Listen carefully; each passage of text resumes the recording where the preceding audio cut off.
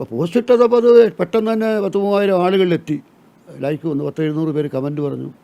എൻ്റെ ആളുകൾ എന്നെ സപ്പോർട്ട് ചെയ്ത് നിൽക്കുന്നു, ഇങ്ങനെ എന്തിനു സാർ എഴുതാൻ പോയി എന്നൊക്കെ പറഞ്ഞിട്ട് അങ്ങനെയൊക്കെ ഒരുപാട് വന്നു. അത് വന്നപ്പോഴാണ് ശരിക്കും ഏഷ്യാനെറ്റ് എന്നെ വിളിച്ചു, ഇങ്ങനെ ഫേസ്ബുക്ക് വന്ന് ഞങ്ങൾ പോസ്റ്റ് ചെയ്യാൻ പോവാണ്, ഞങ്ങൾ വാർത്ത അയക്കാൻ പോവാണ്, സാറോട് സംസാരിക്കാൻ ഇപ്പോൾ ഉടനെ വരികയെന്ന്. അപ്പോൾ തന്നെ ക്യാമറ ഇട്ട് അവർ വന്നു. അപ്പോൾ ഞാൻ സംസാരിച്ചു, യഥാർത്ഥ കാര്യം എന്താണെന്ന് പറഞ്ഞു. പക്ഷേ ഇന്ന് രാവിലെ സച്ചിദാനന്ദൻ ശരിക്കും എന്നെ ഇൻസൾട്ട് ചെയ്യുന്ന രീതിയിലുള്ള ആണ് പറഞ്ഞത്. ശ്രീകുമാരൻ പാട്ട് ക്ലീശയാണ്, പിന്നെ സ്വീകരിക്കാൻ കഴിയാത്ത ധാരാളം വാക്കുകൾ, പദങ്ങൾ അതിനകത്തുണ്ട് എന്ന് കമ്മിറ്റി പറഞ്ഞു. കമ്മിറ്റിയിലെ ഒരു അംഗം പോലും ശ്രീകുമാരൻ്റെ പാട്ട് അംഗീകരിച്ചില്ല. ഈ കമ്മിറ്റിയുള്ളവരും എന്നോട് പറഞ്ഞിട്ടില്ല.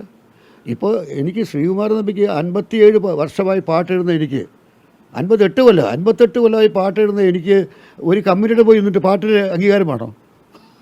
അതിന് ഞാൻ പോകണോ? ആവശ്യമാണോ? അത് ഗതിയുടെ എനിക്ക് വേണം. അപ്പോൾ അതെനിക്കറിയില്ല. കമ്മിറ്റിയോട് പറഞ്ഞാൽ ഞാൻ എഴുതത്തില്ല. വേറൊരു കമ്മിറ്റി എൻ്റെ പാട്ട് പരിശോധിക്കാനെന്ന് പറഞ്ഞാൽ ഒരു കാരണവശാലും എഴുതത്തില്ല. കാരണം ആ കമ്മിറ്റി വരുന്ന ഒരംഗത്തിന് എൻ്റെ പാട്ട് മാർക്കുള്ള പ്രാപ്തി ഇല്ല, എനിക്കറിയാം. അപ്പോൾ അങ്ങനെ എഴുതും. പക്ഷേ ഇവർ എന്ത് ചെയ്തു? ഇവർ കമ്മിറ്റിയിൽ ഒരാൾക്ക് പോലും ശ്രീകുമാരൻ പാട്ട് ഇഷ്ടപ്പെട്ടില്ല. ശ്രീകുമാരൻ പാട്ട് ക്ലിഷയാണ്, ഞങ്ങൾ VK ഹരിനാരായണൻ്റെ പാട്ടാണ് തിരഞ്ഞെടുത്തത് എന്നെഴുതി.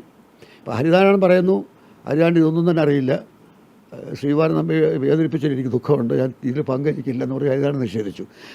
അപ്പോൾ എം ലീലാവതി കമ്മിറ്റിയിലുണ്ടെന്നാണ് എം ലീലാവതി അടക്കമുള്ളവർ ഉള്ള കമ്മിറ്റി എന്നാണ് സത്യാനന്ദൻ പറഞ്ഞു.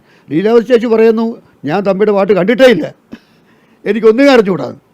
അപ്പോൾ ഇങ്ങനെ പച്ചക്കള്ളം പറയുന്ന ഒരുത്തൻ എന്നിട്ട് സാഹിത്യ പ്രസിഡൻ്റായിട്ടിരിക്കുന്നത് നമ്മുടെ നാട്ടിൽ പച്ചക്കള്ളം. എന്നിട്ട് രാവിലെ പറഞ്ഞ് ശ്രീകുമാരൻ്റെ പാട്ട് ക്ലിഷയാണ്, അതുകൊണ്ട് തിരഞ്ഞെടുത്തില്ല.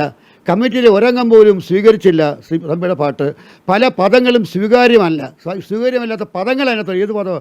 കഥകളിയും നിളയും കേരളമൊക്കെ സ്വീകാര്യം, മലയാളം ഇതൊക്കെ സ്വീകാര്യമല്ലാത്ത പദം, അല്ലാത്ത ഒറ്റ പദവും അതിനകത്തില്ല. അപ്പം അങ്ങനെ ഇപ്പോഴെങ്ങനെ പറയുന്നു?